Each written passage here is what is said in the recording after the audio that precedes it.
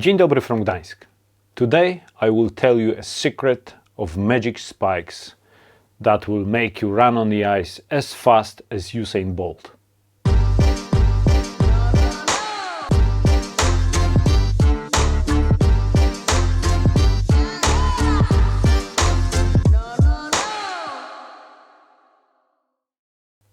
There is no magic that will make you run extremely fast. It's only your legs and muscles, so you better go out and exercise. In this episode, I will tell you about my way of preparing spikes. If you go out on the ice, there will be a ton of different solutions and different ideas and the ways people prepare their spikes. In my case, there are a couple of very important things. To have a thermal comfort, to have light shoes, flexible bottom, and a shoe that in general will enable me to stay warm, dry, and make best out of my physical preparation. In the past, I was using very simple athlete's spikes like this one, and there's nothing wrong with it as long as you are prepared for your feet to get crazy cold during the cold days on the ice, or wet and cold when it's water on the ice. We were thinking about the solution on how to combine thermal comfort with lightweight and water resistance, and I think the guy who came out as the first one with this idea was Robert, and then we further developed this idea to come to a shoe that represents all the values that we were looking for.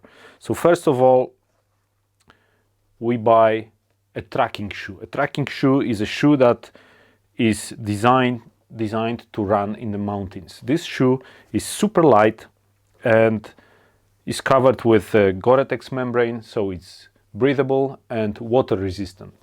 So imagine that I can stand in the water up to 5-8 centimeters and my feet stays dry and warm.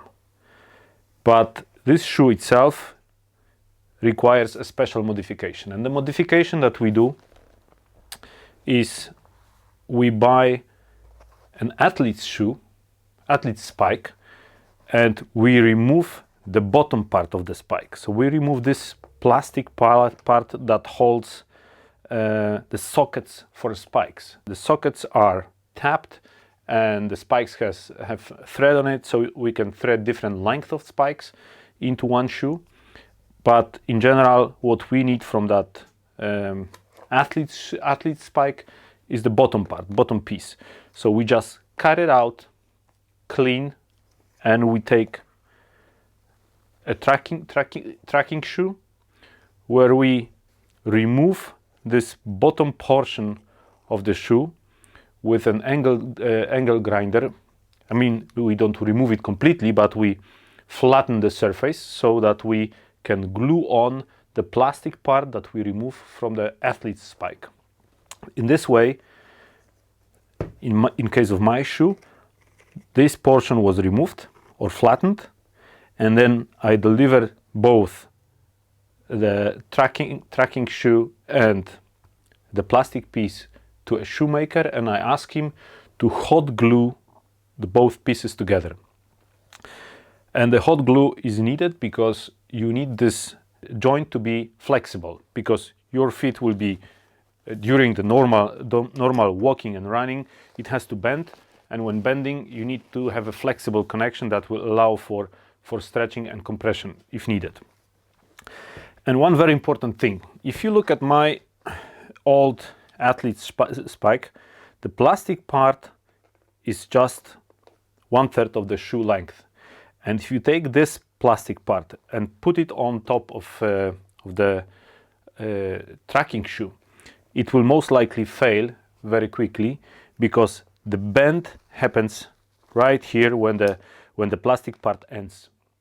And if this is hot pressed together in the factory, then it has a chance to work for a long time. But if you remove the plastic part and put it on another shoe, using the standard hot glue, then there is a big chance, and I would say it's almost 100% that it will crack just on the joint, on the connection here.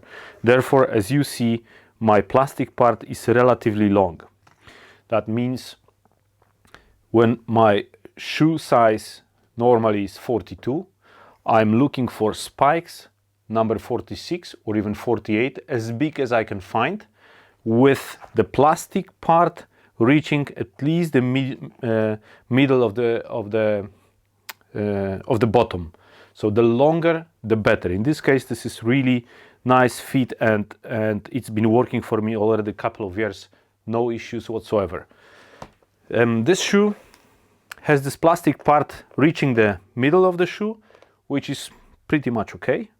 And I sourced these spikes from eBay or any eBay-like platform at very low money, so I pay for them like 10 or 20 euros instead of paying 50 or 80 for a new shoe. But the expensive part is this tracking shoe, because this is, if you want this to be a Gore-Tex membrane, waterproof, breathable, and light, you have to pay approximately 100-150 euros for a pair, and then you have a confidence that you get a top quality which will keep your feet warm and allow you for fast running, because it's a light shoe, flexible, designed for running. So combining traditional athlete spike with a proper length of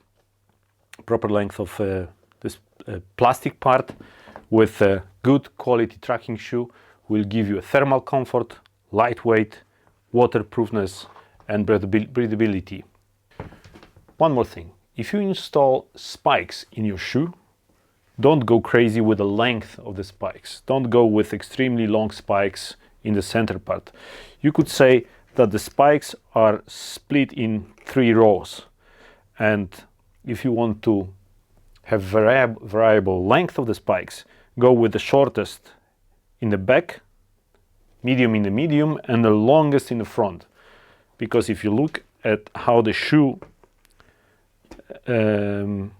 looks like in a neutral position, then by intuition you could say that the longest spikes are needed in the front, not all over the surface, all the spikes extremely long, because then you have difficulties with walking on the ice, and your feet get tired very quickly because you keep it in unnatural position.